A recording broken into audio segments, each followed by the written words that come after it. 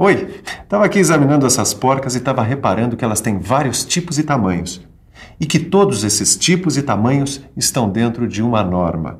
Ainda bem, né? Senão minha oficina virava uma confusão.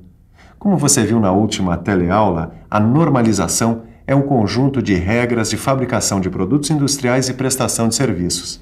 Quer dizer, todas essas porcas aqui estão normalizadas, certo?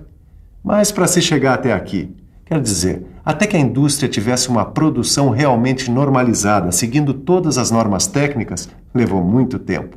E é isso que a gente vai ver nessa teleaula sobre normalização. Você vai ver nessa segunda teleaula sobre normalização como a indústria começou a normalizar sua produção. Você vai conhecer a primeira tentativa de sistematização de normas para roscas introduzida por Joseph Whitworth.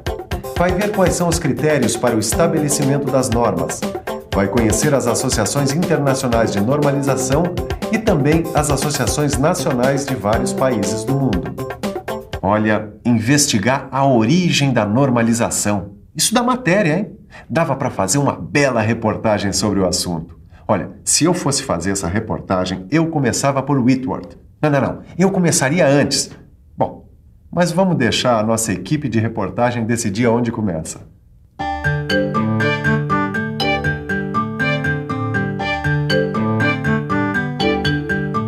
Era industrial, produção em série, grandes quantidades.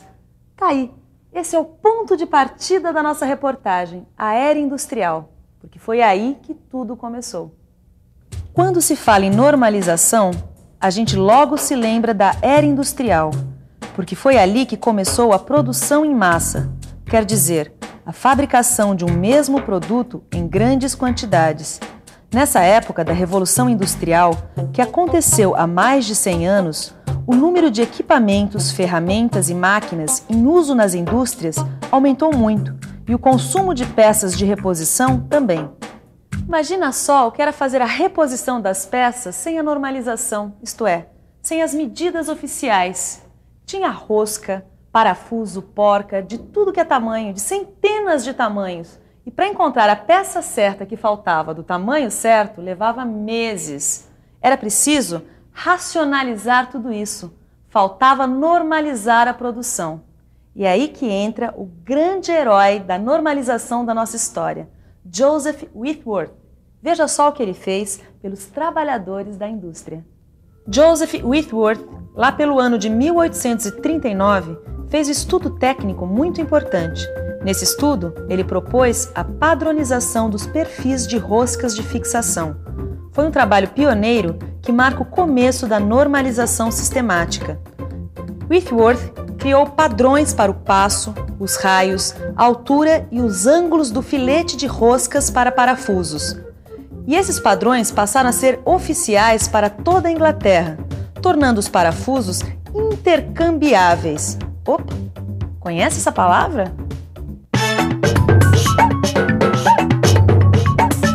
Intercambiável, aquilo que pode ser trocado ou permutado. Um exemplo disso é este parafuso aqui. Se eu tiver algum problema com o original, eu posso trocar por outro da mesma dimensão, graças à padronização.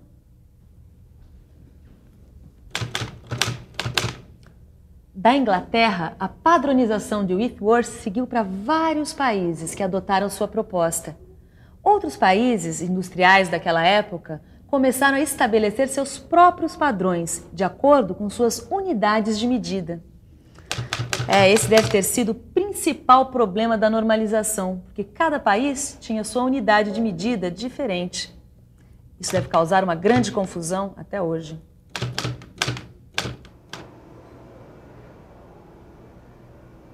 E aí, mestre Silva? Me diz o que é que eu vou aprender hoje. Ei, Titão, tudo bem? Esse garoto vale ouro, tá sempre querendo aprender mais. Às vezes eu nem sei o que ensinar para ele. Bom, Tito, tá vendo aqui as minhas ferramentas? Eu tô. Muito bom. Essa aqui é uma 22, essa é a 9 e essa é a 6 milímetros, certo?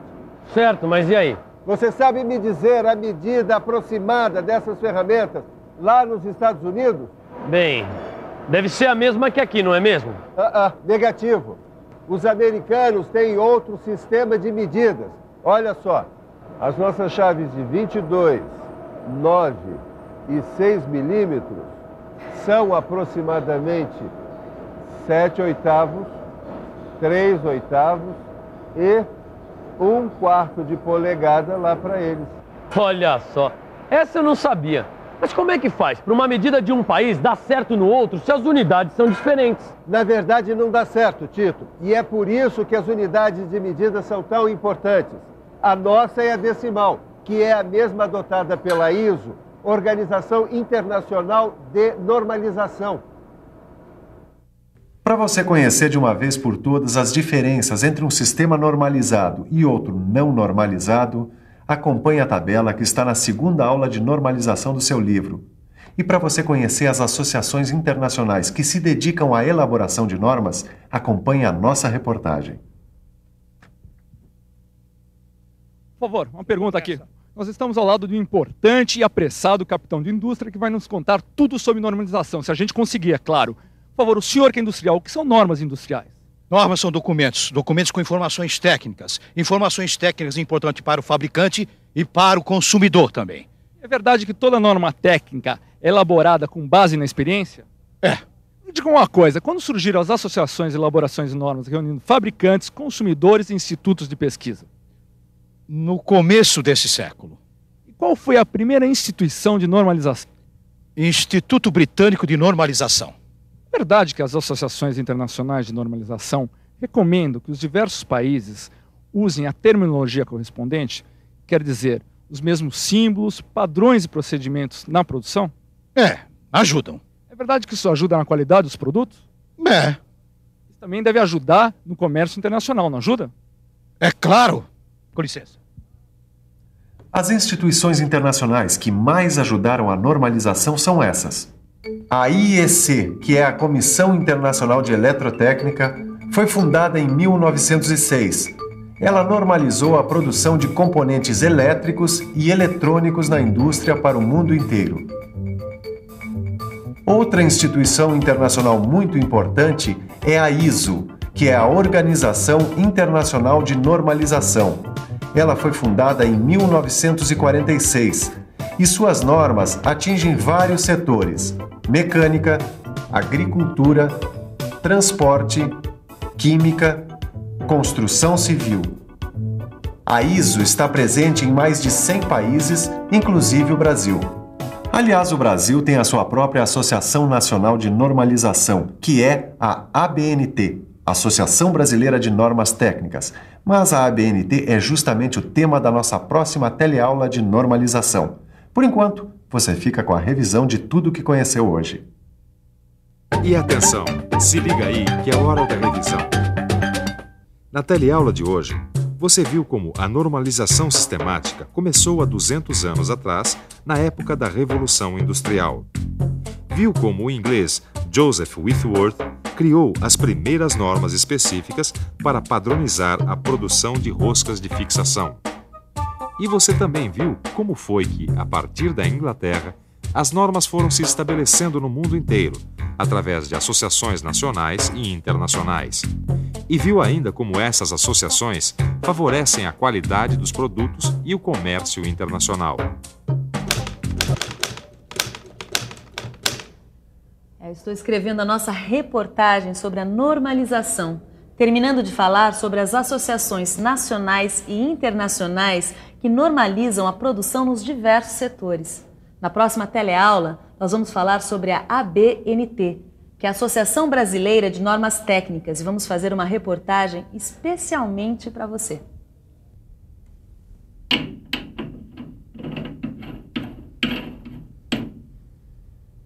Mas até lá, vê se dá uma boa estudada no livro, hein? A aula de hoje tem uma série de informações super legais sobre normalização. É só estudar. Um abraço e até a próxima.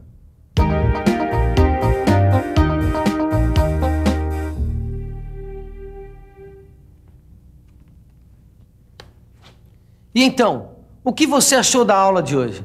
Deu para aprender coisas novas? Nós, do Telecurso 2000, queremos ouvir você. Queremos saber como você está acompanhando as aulas da sua casa, da sua empresa, da paróquia, do sindicato, da associação dos moradores ou de onde quer que você esteja nos vendo. E para entrar em contato conosco é muito fácil. Pegue uma caneta e anote que eu vou dar o endereço para você mandar uma carta com as suas impressões e sugestões sobre o Telecurso 2000. Pegou? Então anote. Escreva para Telecurso 2000, Caixa Postal 2000, Rio de Janeiro, CEP 20001-970. Anotou? Então a gente aguarda a sua carta, bons estudos e até a próxima teleaula.